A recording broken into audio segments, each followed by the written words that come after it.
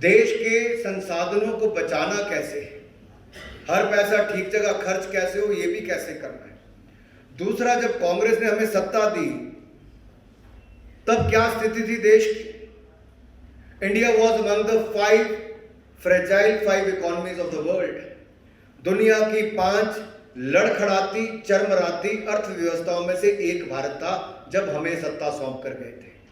लेकिन नरेंद्र मोदी जी की सोच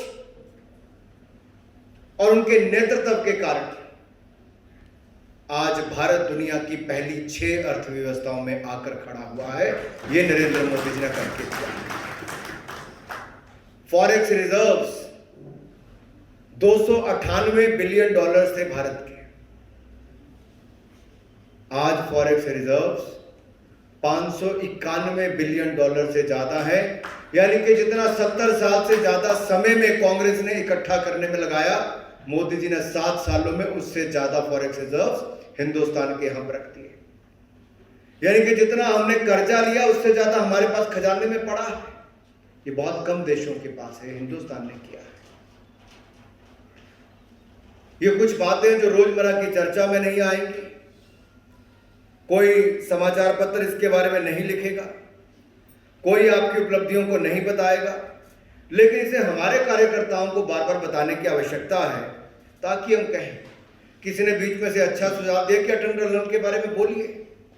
आप ही नहीं, आज पूरा देश बोल उठा है कि हिंदुस्तान को एशिया की या सबसे ऊंचाई पर जो टनल बनाकर दी, तो जो वर्षों से नहीं बन पाई, वो भी नरेंद्र मोदी जी की सरकार ने आकर हिमाचल को करने का काम किया। उस समय भी कटाक्ष ही कर रही थी और कुछ नहीं कर रही थी, आलोचना ही कर रही थी। और मुझे प्रसन्नता इस बात की कि हमारे पार्टी का कार्यकर्ता देश के हर कोने में जमीन पे लगे हुए थे।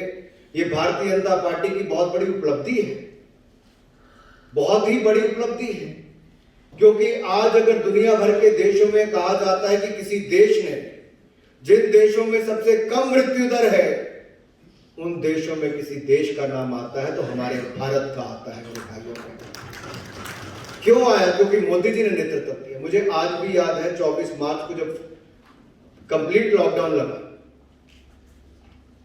तो माननीय गृह मंत्री जी को, वित्त मंत्री जी को और मुझे तीनों को वहां पर बुलाया गया प्रधानमंत्री जी के निवास पर।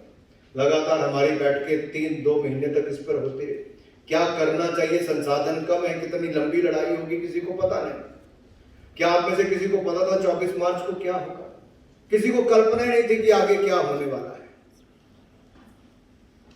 कम संसाधनों के बावजूद मोदी जी ने कहा हिंदुस्तान में कोई व्यक्ति ऐसा ना हो गरीब से गरीब भी जो भूख के कारण मरे या भूखमरी के कारण मरे। हमें हर किसी को अन्न और धन देने का काम करना है।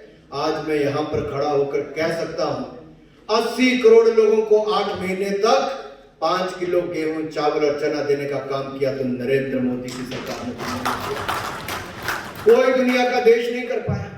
मेरे हिमाचल प्रदेश को भी उस समय में हम लोगों ने 2,96,698 लोगों को तो रसोई गैस के सिलेंडर मिले, यानी कि मुफ्त गैस के सिलेंडर भी देश भर के उज्ज्वला योजना के लाभार्थियों को दिए गए।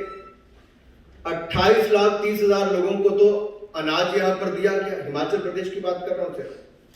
यही नहीं, 6,70,000 से ज्यादा प्रधानमंत्री जनधन खाता धारक जो थे उनको लगभग 100 करोड़ रुपया, 1500 रुपया हर महिला को उनके खातों में देने का काम मोदी सरकार ने किया।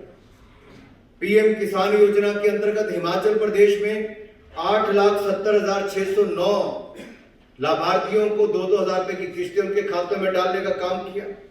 सामाजिक सुरक्षा जो मिलती थी वृद्ध, विधवा या दिव्यांग को, वो तो मिली ही, उसके अलावा 1-1 हजार रुपए उनको अलग से दिया गया। 1,11,000 से ज्यादा हिमाचल के लोगों को यह भी मिलने का लाभ मिला। इसके अलावा वेज एंड मीन्स एडवांसेस, क्योंकि जयराम जी को इसका अनुभव भी होगा कि 60% वेज एंड मीन्स एडवांसेस हमने ज्यादा दिए ताकि आपको पैसा ज्यादा मिले। FRBM एक्ट में एक प्रावधान है कि 3% से ज्यादा राज्य कोई भी कर्जा नहीं ले सकता। वो कर्जा आप ज्यादा भी ले सके उसमें प्रावधान नहीं मिलता था, अनुमति नहीं मिलती। उसको भी 2% बढ़ाया गया और उससे भी कुल सभी राज्यों का मिलाकर 4,27,000 करोड़ से ज्यादा सभी राज्य ज्यादा अपना पैसा ले सकते थे।